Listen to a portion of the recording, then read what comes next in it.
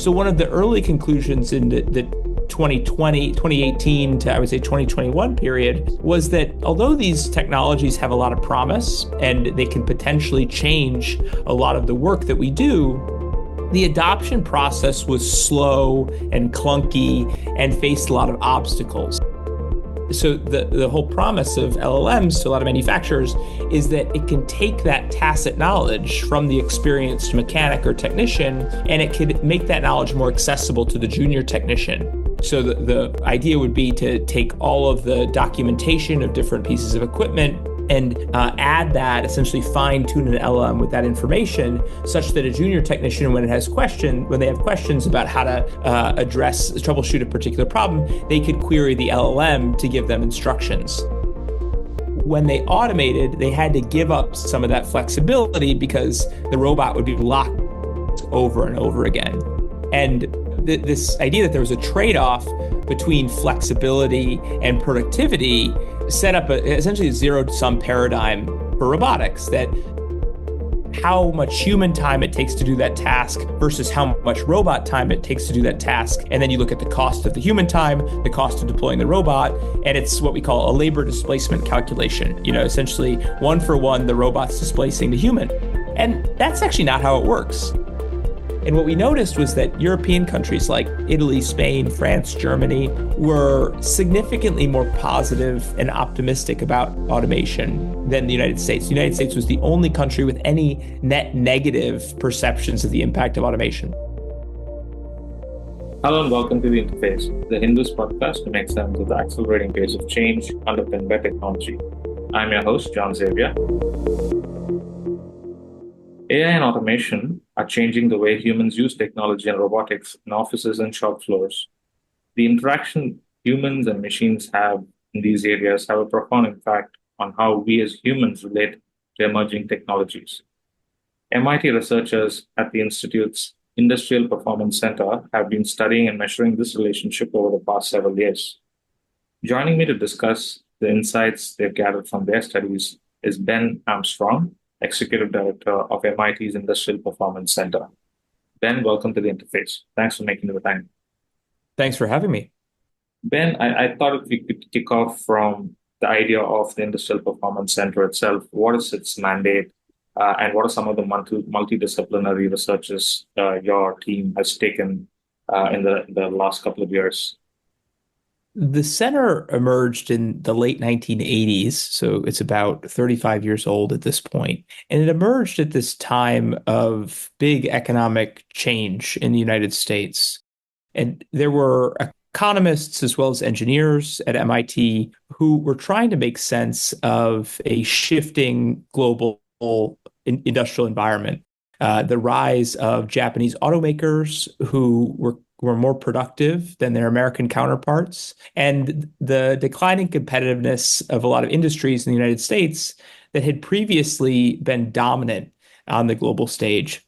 So as part of this real soul searching for American industry and American manufacturing in particular, a group came together called the Commission on Industrial Productivity. It was convened by MIT's then president, and they wrote this really high impact book called Made in America that examined the challenges that contributed to declining competitiveness of American manufacturing firms. And they also suggested some directions and some promising paths for industry in the future. That study really became the founding idea or the founding principle for the Industrial Performance Center. So the Industrial Performance Center was founded by Richard Lester and a number of other MIT scholars who, having worked on that commission, realized that there was a lot of value that could come from engagement between social scientists who study business and economics, along with engineers who really understand both the design of technology, but are also interested in its implications for society and for the economy. So over the past 3 decades, the center has focused on big questions of globalization, the impact of automation on work, and still some of the same questions about manufacturing, and address those questions through that multidisciplinary lens, a partnership between technologists and social scientists. So this is, I think 35 years is quite an interesting space of time to look at these kind of developments. And I, from somebody who's watching and observing what's happening in industries and how AI is actually kind of doubling down the pace of technology going into industries. How do you see the shift has been in the past, say, about a decade since the time when the center started doing the studies? And what are some of the big changes that you have seen in the last decade or so? So I have a slightly different perspective. A lot of the popular accounts of AI and generative AI in particular treat the technology as if it's something brand new and has very different characteristics than waves of technology that we've seen in the past. And a approach is to treat this family of technologies as mostly similar to past technologies, but with some different characteristics. So when we began the Industrial Performance Center, also under the name of the Work of the Future Task Force, which was before my time as executive director, when these colleagues began studying the impact of AI, more traditional narrow AI, as well as robotics on work in 2018, they were really surprised to find how few applications of automation technologies there were out there in enterprises, that only 10% of all American manufacturers at the time had any robotic automation at all. That instances of robotic process automation, software tools that seemed to be relevant to almost every business that had routine processes, but those tools had only just begun to catch on. So one of the early conclusions in the 2020, 2018 to I would say 2021 period was that although these technologies have a lot of promise and they can potentially change a lot of the work that we do, the adoption process was slow and clunky and faced a lot of obstacles. So that was one of the real points of emphasis in that work. And again, I've kind of picked up on that in some of my research. And our most recent set of studies have come out of a working group that we've convened of about 60 companies. And we've been studying their early experimentation with large language models and generative AI tools. And those early experiments that we've been studying have followed a similar pattern, that although large language models are very different than industrial robots, for example, just one difference you could think of is that industrial robots can be programmed and trained to do a repetitive task the same way over and over and over again. So they're highly reliable to do repetitive tasks, but they're not very flexible. They need to be reprogrammed every time you want them to do something different. LLMs, by contrast, are very flexible. They can answer all different sorts of questions in different formats, but they're not very robust. Or they can't do this. They can't provide the same answer in a repeatable and reliable way. You give them the same question 2 times in a row, give you a different answer.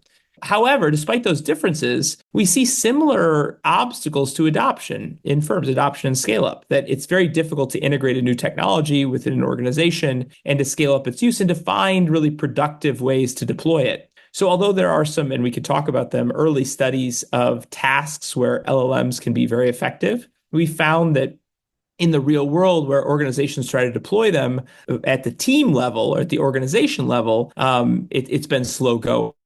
Right. Individuals certainly have become power users of these tools, but I think organizations are having a tougher time using them systematically. That's interesting. I'm just delving on the LLM paradigm. So, what sort of usages are they kind of, implementing this technology, particularly when it comes to the industrial segment? Because a lot of activity seems to be on around conversational AI, where people use LLMs as chatbots in customer service operations. Could you give a sense on, how these are being used on shop floor? So I think the quick answer is that we have not seen them used in any high impact way on a shop floor. We've seen manufacturers that we work with talk about potential use cases for LLMs to help technicians or mechanics with troubleshooting. For example, the idea is that instead of a very experienced mechanic who knows how to fix different equipment due to their experience and expertise, they kind of have a what we call tacit knowledge, that they know how the machine works and they can interpret how it needs to be fixed, but they might not be able to articulate that to an apprentice or a more junior person. So the whole promise of LLMs to a lot of manufacturers is that it can take that tacit knowledge from the experienced mechanic or technician, and it could make that knowledge more accessible to the junior technician. So the idea would be to take all of the documentation of different pieces of equipment and add that, essentially fine tune an LLM with that information, such that a junior technician, when they have questions about how to troubleshoot a particular problem, they could query the LLM to give them instructions. Now, there are a few problems with that. One is that tacit knowledge is tacit for a reason, that it's very hard to articulate and codify, and isn't necessarily in the manuals and documentation of the machines themselves. And then second is that, given the problem that I stated earlier, that these LLMs might give you different answers depending on small changes to how you query them. It's unclear these LLMs would provide the best advice. And one thing that we found from companies we're studying is that fine tuning the foundation models with your own company information doesn't necessarily provide the best results. The best results have been using RAG methods to essentially reduce the flexibility of these foundation models while increasing their accuracy and repeatability. So there's that kind of trade-off that companies have made. And that trade-off still isn't good enough really to make it to the factory floor. We have seen factories deploy various applications of what we think of as AI, so traditional machine learning models, use of kind of real-time data and computer vision to improve quality. But again, those applications are pretty narrow at the moment, and they haven't really had a transformative impact on the factories. That's quite interesting. And I'm going to get into the idea that you and your co-author Julie Shaw laid out in the smarter strategy for using robots piece in HBR. You argue about the positive sum automation. Could you give a sense on what this is and what's the productivity versus flexibility conundrum? Definitely. One of the things that I do and that Julie does, Julie Shaw, just to give background, she's a roboticist by trade. She's also the current chair of the Aeronautics and Astronautics Department at MIT, and she's a great collaborator. And Julie's goal in her lab is to develop collaborations between robots and humans, essentially to design robots that can augment human work and essentially make jobs better for humans. And as a social scientist who studies technology in industry, my goal is very much the same, is to figure out how new technologies can make work better. And what we were finding when we went out to factories and tried to understand why some factories have robots and others don't, and why robots are deployed in the ways that they are and in on the factory floor, one thing we started realizing is that certain factories that really prioritized flexibility, that wanted to introduce new products quickly, or that wanted to essentially take on new business, that those factories with a high mix of activities were resistant to adopting new automation. They felt that when they automated, they had to give up some of that flexibility because the robot would be locked over and over again. And this idea that there was a trade-off between flexibility and productivity set up essentially a zero-sum paradigm for robotics, that the only way that you could use robotics for productivity was if you had the right process, a process that was highly repeatable and didn't need to be flexible. And that seemed like a dead end to us because there are only so many of these processes out there in manufacturing in general. The importance of flexibility is on the rise. So we started to think, well, flexibility is really important to something industry values. This is also something that human workers value, because human work, they have this, I think, innate ability to add flexibility to technology. So when a human reprograms a robot, they're giving it new flexibility. They're teaching it. How do we break this zero-sum paradigm where the more productive you are, the less flexible you are, the more flexible you are, the less you can get out of automation? And the way that we proposed in that article that you break it is by designing robots in a different way, designing robots so that there's more opportunity for humans to interact with them rather than the traditional, essentially caged version of an industrial robot where you set it up and you just let it do its thing. which is really the paradigm of lights out manufacturing, where you don't want to have to intervene with the robot. The paradigm that we discuss is that you want to develop capabilities within your team, your manufacturing team, to interact with the robot frequently and to be able to reprogram it to take on new tasks. So the new paradigm is that there's a human robot team where the human has the skills that add flexibility and the robot has skills to become more productive and to add speed and consistency to the process. So the whole model is for the human to excel at what it does well, at what they do well, and the robot to excel at what they do well too. So that's the positive sum automation framework that we develop. And one of the exciting things about the framework, I think, is that it opens up a whole new door for organizations when they think about what are the returns of automation? Because the traditional, ROI calculation of for robots is pretty limited. It's this idea that if you have a task, like let's say loading and unloading a machine, you calculate how much human time it takes to do that task versus how much robot time it takes to do that task. And then you look at the cost of the human time, the cost of deploying the robot, and it's what we call a labor displacement calculation. Essentially one for one, the robot's displacing the human. And that's actually not how it works. Typically when companies adopt robots, they end up hiring more people. They're hiring more people sometimes with different jobs, but they have to, it needs to be a job to maintain the robot. Oftentimes there's a lot of costs related to integration. So the labor displacement calculation is really incomplete.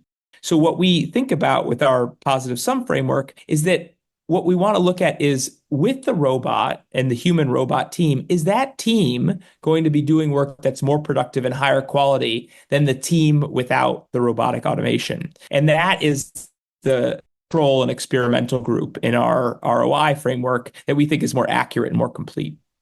That's interesting. In fact, I think it also somebody had said that the human is the most underrated part in the labor equation. And then machines kind of, take a slightly upper hand when it comes to talking about replacing humans with machine argument. I'd like to touch upon the idea of bringing in more humans to kind of manage the robots argument. How exactly is this working on the implementation level? Because this is going to involve a different sort of a skill. And this is not something that shop floor workers would have. So they have to go through a training process, or the entire bench of people who are going to manage this robot is going to be different from those who are doing your manufacturing processes. So how does the I'd say the orchestration work in a framework where you have robots getting deployed? I'll take this in two parts. So the first part with your quote that humans are underrated, that was actually the Elon Musk reaction to the failure of lights out automation at Tesla's Model 3 plant. So the quick backstory is that when GM, the General Motors CEO, Roger Smith, went to Japan to try to understand why Toyota was out competing GM in the early 1980s, he saw a bunch of robots and came back and thought that the real difference between GM and Toyota was that GM didn't have enough robots. So he coined the term lights out automation. That was his goal for the factory of the future for GM. It was to produce a process that could be run entirely by machines. It didn't need human interventions. There was so little need for humans, you wouldn't even need to turn on the lights. And the factory for the future from GM was a dud. That lights out automation didn't work. The machines weren't reliable without human intervention, and of course, they needed to kind of rethink that process. Now, Elon Musk, you fast forward, it would have been almost 40 years to Elon Musk's experiment with Tesla Model 3. Their instinct was similar. We want to have a lights out factory for the Model 3. And similarly, it didn't work. It broke down, partly because Tesla's culture at the time and its approach to manufacturing relied so much on flexibility. They wanted to be able to run little experiments and do quick changes, and building up too much automation didn't allow them to do that, particularly when they didn't have the internal skills to make that automation more flexible. So the lesson we take away from that is that lights out automation isn't really the right goal. The right goal is improved productivity, improved flexibility, and ultimately improved competitiveness. So now to your question, when companies do decide to introduce automation technology, study after study, mostly from European countries, finds that these companies that are introducing automation end up hiring more people. They also improve their productivity and they improve their profitability, right? So it seems like there's a return for investing in automation technology. Now, it's unclear whether the introducing the automation is causing you to be more competitive or to hire more people. It could just be that the companies that are on a growth trajectory, hiring more people, becoming more profitable, are also the companies that are investing in automation. These seem like they could be just, a positive equilibrium that go together. But nonetheless, I think your question's apt, where it's like, okay, so what does the labor force look like in an automated environment? How is that different from a more traditional manufacturing environment? There's some mixed evidence on this, and I don't think there's just a blueprint strategy that companies use when they automate. We've seen some companies that when they automate, they use new technologies to create this sort of divide between the engineers who are responsible for managing the automation and managing the overall flow of manufacturing and operators, the workers on the factory floor. And one thing that automation can do is it could reduce the importance or the importance of the skills of the operator because you're having the machine take over some of those tasks. So you could imagine in some automated environments that the operator is actually doing less because they're really just there to oversee the system when it breaks, maybe do some basic quality checks. And in an environment, in many manufacturing environments where there's high turnover and individuals might not be skilled or experienced, the automation is a way of relying less on factory floor workers and relying more on engineers. So that's certainly one model. I you would say this is a model where you get more productivity, but you get lower quality work. And I don't think this is a good model, partly because in the long term for a manufacturer, you want a lot of skill and experience on the factory floor. This is a source of innovation. It's a source of preventing problems before they manifest.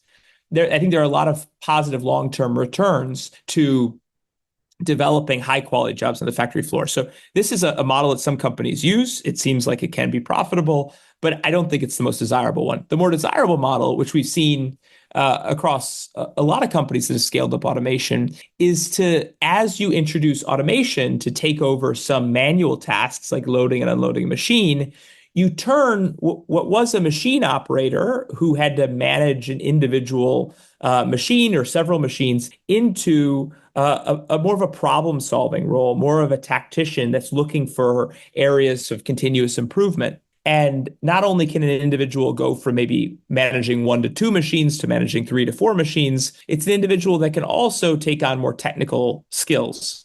And initially, like you said in your question, I thought this was going to be a different individual, that you'd go from an operator who might not have much skill and experience, and once you introduce a robot or you introduce an automated cell, you need to hire a new person, one with more technical skills, maybe some additional training. But in a lot of the cases that we study, and these are cases of smaller firms, so firms with under 500 people, that a lot of those cases, it's the same person. And it's the person who shows interest in new technology and is willing to try to learn themselves by watching YouTube videos or going to trainings. It's that person who, when automation's introduced, can move into a higher job role. So I like to talk about this case of a machine tool manufacturer in New England, in the Northeast, so a relatively high wage environment. And when their company, this company's called Hypertherm, when they introduced automation, they also introduced a lot of new training opportunities and new roles. So they redesigned the types of jobs on the factory floor while they introduced technology because they realized that the technology unlocked opportunities for workers to take on new problem solving, new, more innovative tasks. And I think that training really allowed workers to participate, their existing workers to participate in higher quality jobs as a result of the investment in automation. So that's, I think, a very positive story that I think will deliver long-term value for firms that adopt that sort of approach. Right. I think that's the place where we're trying to go in this discussion is in terms of the worker's perspective. Again, going back to your the September paper on the automation from the worker's perspective, you kind of lay out the difference in the approach between the American and the European labor counterpart. How they see automation and robotics on the shop floor. Could you share what the divergence is and why this is happening? Yeah, to give some background on that paper, so I've been sharing with we've been discussing how firms deploy new technologies and what the consequences are and how to optimize for different conditions. And when we were studying this set of questions, oftentimes we would talk to the CEO, the plant manager. We'd really understand this from the top down. And one thing we were missing is, well, what do workers think about all of this? How are they reacting? Are they resistant to change? Are they embracing change? And why are some workers more open to new technology than others? So we did this survey, as you mentioned. So it was a survey of 9,000 workers in 9 different countries. It was run by the survey firm Ipsos. And we asked workers, several hundred questions about their work, what motivates them, and how they think about new technology, its impact on their work. And I would say the top line finding is that workers were overwhelmingly positive about the impact of automation on their work, much more positive than I thought they would be. I thought workers would think about automation as a net negative impact on their job security, on their autonomy. But instead, workers were very positive about the impact of automation on their safety and comfort at work, positive about the impact on their upward mobility, and neutral to positive even about the impact of automation on their pay and their job security. So that was very surprising. And then what you mentioned is that there was that was the general finding was this positive perception of automation, but at the country level, some countries were much more optimistic about new technologies than others. And what we noticed was that European countries like Italy, Spain, France, Germany were significantly more positive and optimistic about automation than the United States. The United States was the only country with any net negative perceptions of the impact of automation. So, being American, perhaps we wondered why this is the case. And we have really just two hypotheses. One is that because these European contexts have stronger social safety nets in general, right? They have more protections for workers who lose their jobs. The respondents to the survey might have just been less concerned about their job security overall, so that just automation feels like less of a threat. And the second hypothesis we had was that when automation's deployed in European context, there's often several kind of organizational hurdles. So you can imagine for a German manufacturer to introduce robots, they would need buy-in from a works council. They would have probably some negotiations along the way, and it would be a process with multiple steps where you're sure that there are some kind of checks and balances in place. Whereas in an American context, the CEO could just say, we're automating this, and that would be it. That would be that. So those were the two hypotheses we have, but it's still really an open question of why American workers are the outlier. Going into it, we thought, well, American laboratories and innovative companies have been the source of a lot of technological change. We thought maybe Americans would be more likely to embrace that technological change, but that wasn't the case. That's interesting.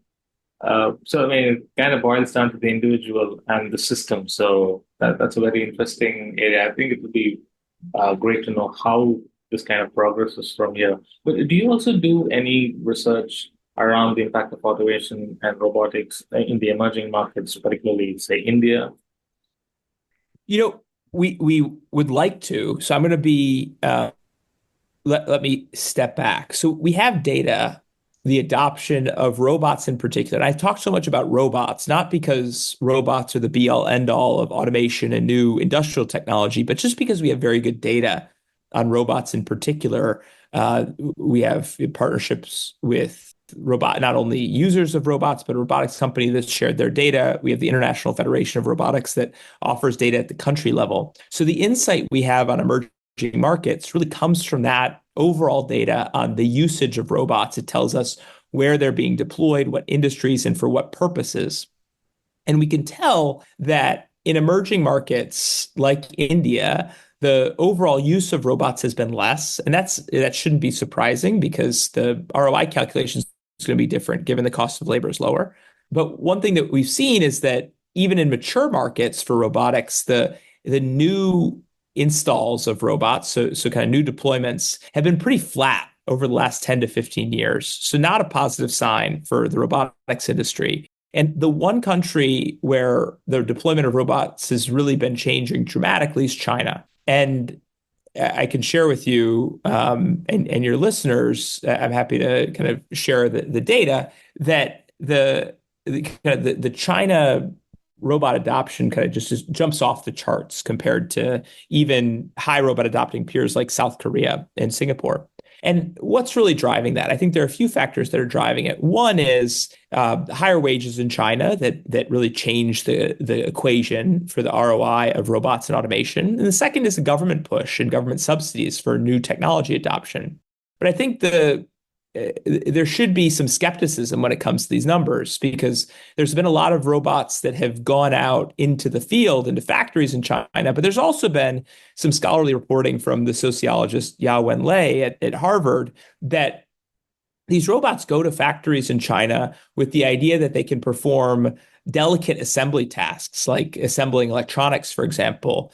But robots aren't very good at that. Robots don't have good enough dexterity to handle those tasks. So Professor Lay it deals with this question delicately and goes out and interviews factories that have adopted these robots and finds that the robots themselves aren't able to perform the tasks. They end up kind of collecting dust in a corner. And it's unclear how many at how many Chinese factories this is the case. But I find her scholarship pretty compelling as this idea that although robots were subsidized and it seems like robot adoption has been increasing rapidly, it's unclear how active robots have been given their limited use in those delicate assembly tasks for electronics.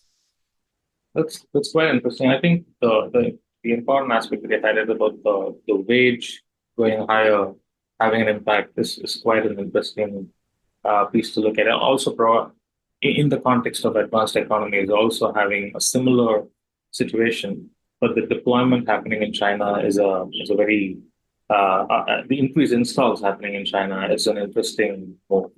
And also, in terms of other emerging markets, if you were to say BRIC countries like Brazil, Russia, is there any kind of a sense on how it kind of jives in with the China's sort of thing, or is it moving in a different trajectory? Brazil, for instance. I'm not sure. We haven't focused too much on kind of the BRIC cluster of countries in general. I have some colleagues who've done surveys of technology adoption and manufacturing in Brazil. And one of my takeaways from just reading at a high level those results was that the patterns of technology adoption in Brazil, that they face some of the same obstacles as technology adoption elsewhere in the advanced industrial countries like the US and the EU, so that it's not a sharp difference in how technology is adopted by country, that everyone seems to be facing similar challenges, which is exciting because it means that if manufacturers in, let's say, Taiwan or the United States or Germany figure something out, hopefully it could be replicated in other countries and emerging markets as well as, the OECD countries. Right. Thank you. Thank you so much, Ben, for taking the time out and explaining in detail the impact of automation and AI on the labor force. And we look forward to more research from the IPC and from your team. It's been a pleasure talking to you and a very insightful conversation. Thank you so much. Thanks for the discussion. Thank you for tuning in to the Interface podcast. For more such episodes on technology and innovation, tune in to the Interface on Spotify, Apple Podcasts, or wherever you get your podcasts from. Do share your comments with us at the Interface at thehindu.co.in. To keep yourself updated with the latest tech, please go to thehindu.com or follow us on all social media platforms. Thank you.